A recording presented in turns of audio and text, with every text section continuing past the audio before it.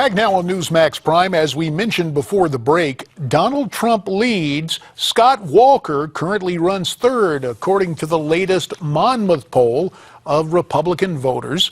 And Governor Walker has said it is his ability to fight and win that sets him apart from the rest of the GOP field. So I sat down with him on the campaign trail for an exclusive interview last week and began by asking what else distinguishes him from this very crowded field. Yeah, no, great question. In fact, on that, I said a lot of great Republicans, many of whom are friends, people I've worked with, but they really fall into two camps. There are fighters, many of whom are in Washington fighting the good fight against the president, but they have yet to win those fights. There's many others, governors, others who've been, again, people I've worked with who are good at winning elections and re-election, but they haven't consistently taken on the fights of late that really matter. What I think makes us unique in a field of really qualified candidates is we've done both. We have fought and we've won. We didn't just win 3 elections in 4 years in a blue state. We actually won the battles, the common sense conservative reforms that people care about all across this country. So I think that is a distinguishing factor. The other thing is, you ask what more? Well, to me, a new, fresh-faced, with big, bold ideas from outside of Washington and the capacity to get it done. I think it's a great contrast to Hillary Clinton, who's obviously not a new face.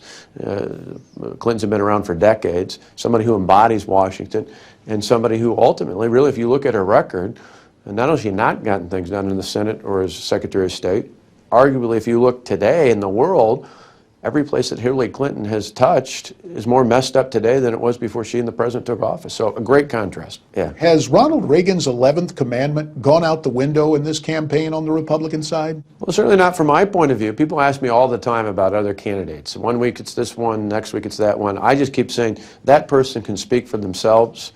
I'm going to tell you what I'm for and how I match up against Hillary Clinton. You know, we have a contrast out there, but I don't go after people by name. As you can imagine, there are a lot of media outlets out there. You've known that over the years as well, having dealt with them on the elected side as I do, that a lot of folks in the media say they dislike the fighting in Washington, but they want it to happen. They encourage it, particularly Republican on Republican. What you're going to hear from us is talking about what we're for and what makes us unique and how I'm the best candidate to take on Hillary Clinton. Donald Trump's campaign manager is saying that you should apologize for, I believe, Gregory Slayton of your finance team referred to Mr. Trump as a dum-dum. And Mr. Trump's campaign manager says, you know, Governor Walker's a good guy, a stand-up guy. He should apologize for what this finance... For what one person who's a volunteer said, this is not my paid staff, this is not me. I've been asked probably 100 times in the last 2 weeks, and I've said the same thing. Donald Trump can speak for Donald Trump. I'm going to tell you what I'm for. I'm going to tell you what I think makes me unique about a candidate. I'm not going to talk about others out there.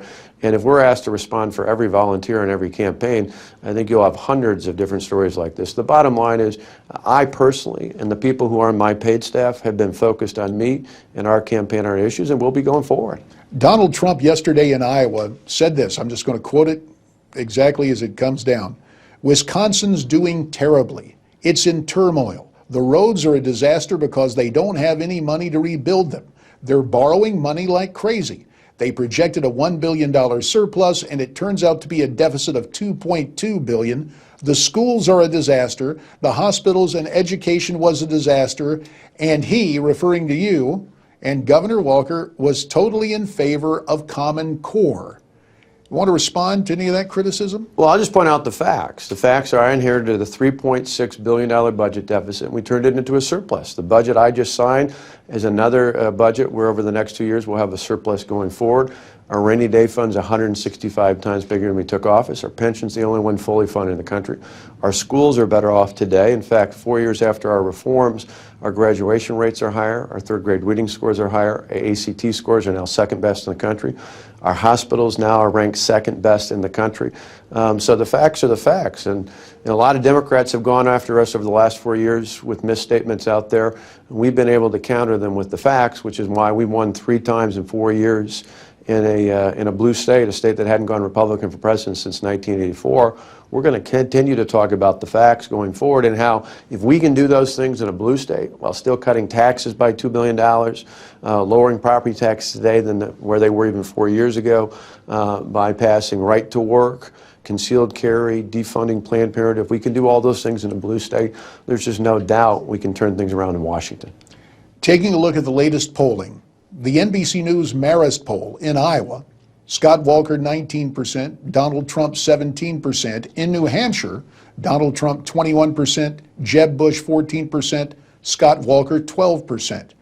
Your reaction to the latest numbers? Well, for us, it's great. About 2 weeks in, I think most candidates would love to have being in the front of the pack just 2 weeks into officially becoming a candidate. I think in the end, when people see not only in Iowa, but in New Hampshire, in South Carolina, in Nevada, in places all across this great country, when people see that if you want someone who can fight and win, I hear a lot of frustration, as you probably do as well, from Republican voters who say, just American voters who say, hey, we elected a Republican House, we elected a Republican Senate just this last year, but where's the bill to defund Planned Parenthood? Where is the legislation to repeal Obamacare? Where is the fight against Obama's actions on illegal immigration that go beyond his legal authority?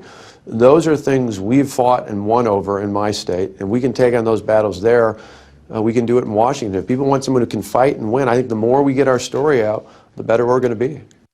And we sat down with Governor Walker 8 days ago in St. Louis for that interview.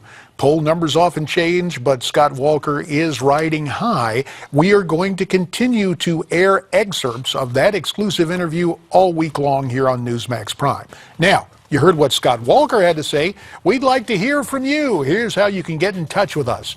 You can use email, Facebook, Twitter. Love getting those tweets. And how about our website, newsmaxtv.com/comments. We're coming right back.